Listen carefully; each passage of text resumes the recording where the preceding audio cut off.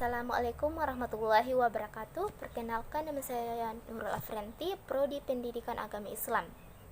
Kali ini saya akan menjelaskan materi saya yang berjudul Menyikapi Tradisi dan Kearifan Lokal dalam Perspektif Islam.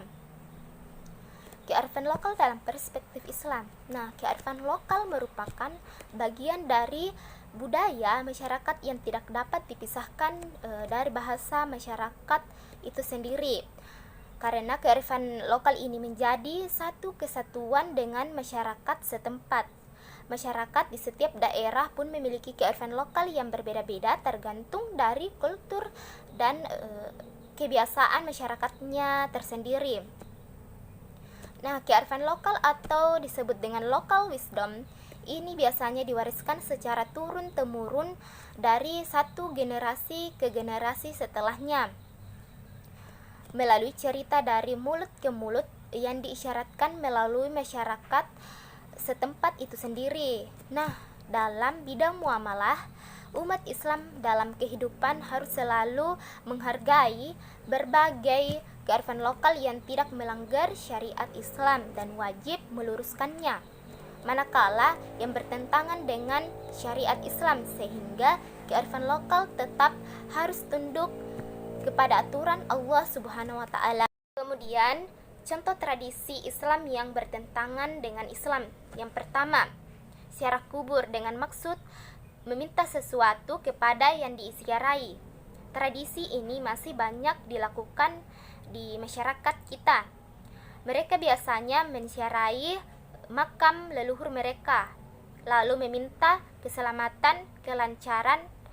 Nah, banyak juga yang datang ke makam-makam orang yang dinilai sakti seperti wali, syekh, dan lain-lain. Kedua, memberi sesajen kepada leluhur dan batu besar atau pohon besar. Kebiasaan ini masih dilakukan pada masyarakat di daerah yang masih sedikit tertinggal. Nah, kemudian tradisi dalam kacamata Islam. Nah, jika ditinjau dari sudut pandang Islam, Al-Quran sebagai pedoman hidup telah menjelaskan bagaimana kedudukan tradisi, adat istiadat dalam agama itu sendiri. Karena nilai-nilai yang termaktub dalam sebuah tradisi dipercaya dapat mengantarkan keberuntungan, kesuksesan, kelimpahan, keberhasilan bagi masyarakat tersebut. Nah, akan tetapi eksistensi adat istiadat tersebut juga tidak sedikit menimbulkan polemik jika ditinjau dari kacamata Islam.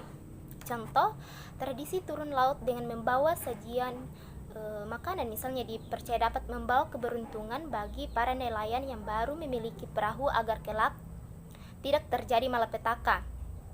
Bagaimana Islam memandang keyakinan dan ritual tersebut?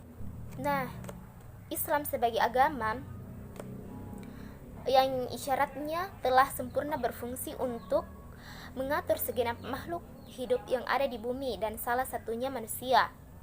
Ibnu Qayyim rahimullah pernah berkata, seluruh syariat yang pernah diturunkan oleh Allah Subhanahu wa taala senantiasa membawa hal-hal yang manfaatnya murni atau lebih banyak dibandingkan kerugiannya, memerintahkan dan mengajarkannya.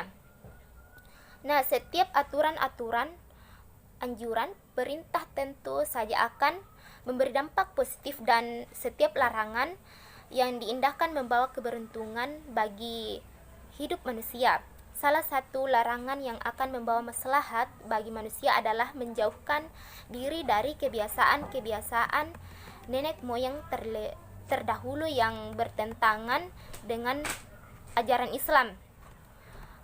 Hal tersebut sebagaimana dijelaskan dalam Al-Quran surah Al-Baqarah ayat 170 dan Quran surah Al-Maidah ayat 104.